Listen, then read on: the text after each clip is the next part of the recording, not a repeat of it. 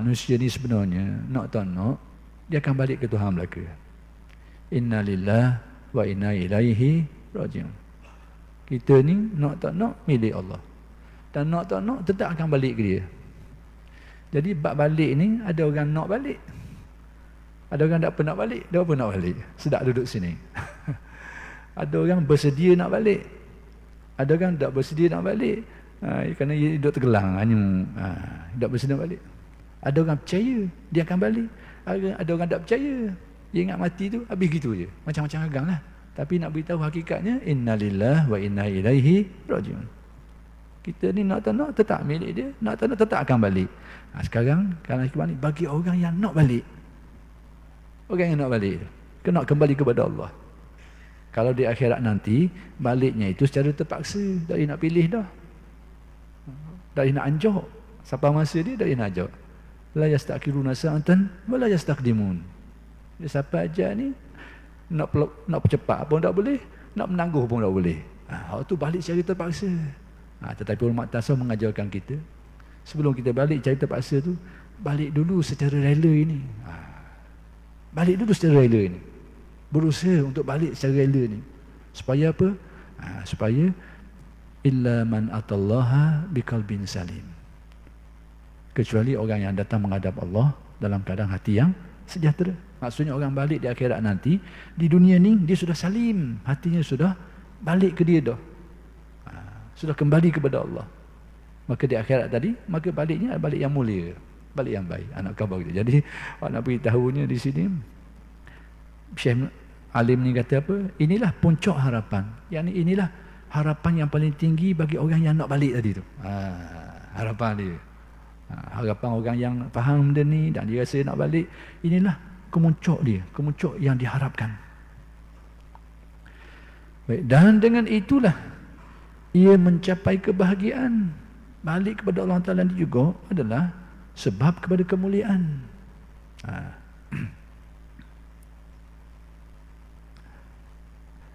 Dan dengan itulah ia mencapai kebahagiaan dan kerajaan yang besar. Yani orang yang kembali kepada Allah di dunia ini, itu menjadi sebab kemuliaan. Dan orang yang kembali kepada Allah di dunia ini, itu juga menjadi sebab dikurniakan kerajaan yang besar. Benda kerajaan yang besar. Antaranya kerajaan besar ni, masuk kerajaan besar ni bukan jadi presiden, bukan jadi menteri besar. Tu dah besar mana tu? Nama je besar. Besar ni mana ni? Besar ni. Besar ke mana ni? Antaranya yang Nabi sebut dalam hadis berkenaan dengan ini panjang, berkait dengan isu yang sama, taqarrub. Yani seseorang hamba tu dia berusaha nak balik kepada Allah. Dengan mana nak dekatkan diri dia kepada Allah. Sampai satu peringkat Nabi kata dia akan mengalami dalam hadis yang bahasanya saya tak nak ulas sekarang, kuntu samahu fa iza ahbabtuhu kuntu samahu lazi yasma'u bihi. Bila aku kasih kepada seorang hamba-Ku, akulah yang menjadi pendengaran dia dan sebagainya. Tak apalah tu kita tak jelas lagi. Ujung-ujung tu Nabi kata apa? Wala in ista'adzani la u'izannahu. Orang ni kalau diminta dengan aku akan perkenankan dia. Sekiranya wala in ista'adzani la u'izannahu. Kalau dia minta perlindungan dengan aku akan jaga dia. Itulah antara makna-makna kerajaan yang besar. Maksudnya kalau dia minta, Allah Ta'ala perkenankan. Kalau dia minta berlindung, Allah Ta'ala jaga dia. Semua orang kah ada kelebihan seumpama ini? Tidak. Hanya kepada orang-orang yang Allah Ta'ala kurniakan ni lah. Itu nak khabar. Itu salah satu bentuk kerajaan yang besar.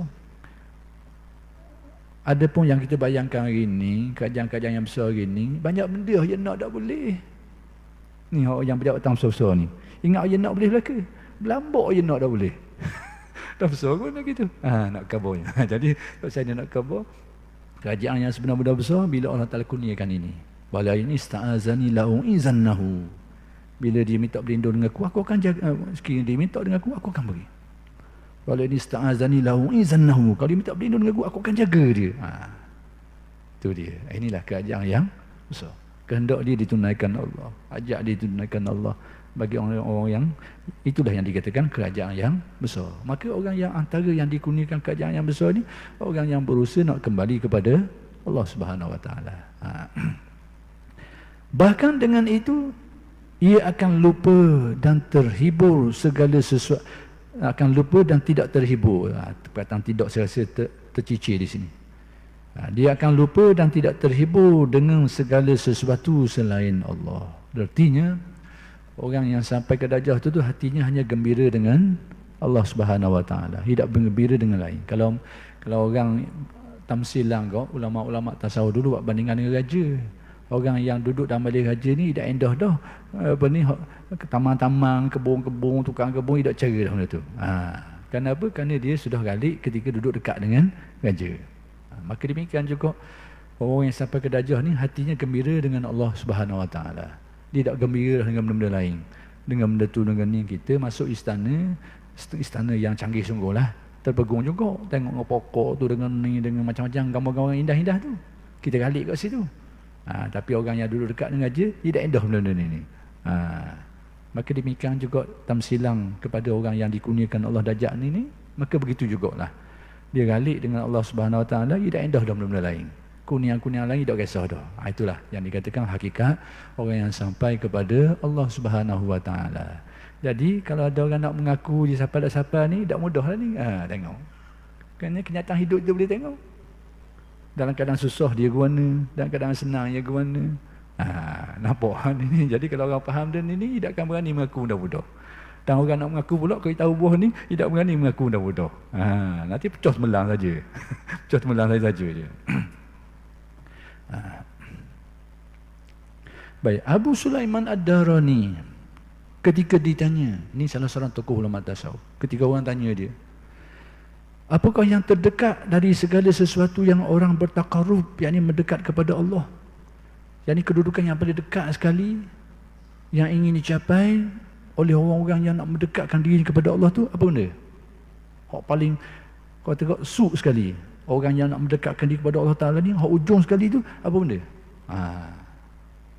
Jawab Abu Sulaiman Ad-Darani, supaya Allah mengetahui bahawa di dalam hatimu tidak ada sesuatu yang diinginkan kecuali Allah.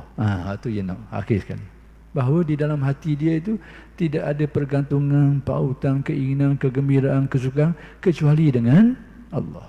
Itulah hak ujung sekali yang ingin dicapai oleh orang yang nak mendekatkan diri kepada Allah. Gembira hatinya dengan Allah. Tidak kira apa-apa. Apa-apa yang berlaku, senang ke susah ke, yang penting dia rasa senang dengan kurnia Allah, dengan pemberian Allah, pergantungan hati dengan Allah. Kalau siapa hati gitu tu, itu alamat lah tu. Alamat orang ni memang ia siapa sungguh. Sebenarnya apa yang disebut tu baik, baik di dunia maupun di akhirat. Maksudnya urusan dunia pun, hal-hal keduniaan pun, ataupun hal-hal keakhiratan. Tidak kisah. Yang penting hatinya itu sentiasa berhubung, berpaut dengan Allah. Ia senang dengan tu. Sama ada syurga ke kalau di akhirat, atau atas dunia ni dengan pemberian tu ke, pemberian ni ke, keramat tu, keramat ni, tidak kisah. Yang penting hatinya dapat berpaut bulat hanya kepada Allah. Itulah kemuncak yang nak dicapai oleh orang yang nak mendekatkan diri kepada Allah. Sebenarnya kalau kita tengok pada Al-Quran, itulah isyarat yang dapat difaham daripada firman Allah, Qulillah summa zarhum. Katalah Allah, summa zarhum. Tinggalkan semua itu, buang semua itu. Jadi apa yang Syekh Ibn Atta sebut ni, sebenarnya itulah ayat yang mengisyaratkan. Qulillah, katalah Allah, yang isikan di dalam kalbunya hanya pautan hatimu kepada Allah, kearifan hatimu hanya terhadap Allah Subhanahu wa taala, tawajuh tumpuan hatimu hanya kepada Allah. Penuhkan itu. Summa zarhum, lupakan yang lain. Sama ada urusan duniawiyah ke ataupun urusan ukhrawiyah ke. Itu inti perjalanan orang yang nak mendekatkan diri kepada Allah Subhanahu wa taala. Secara mudahnya, pelang kasarnya gitulah.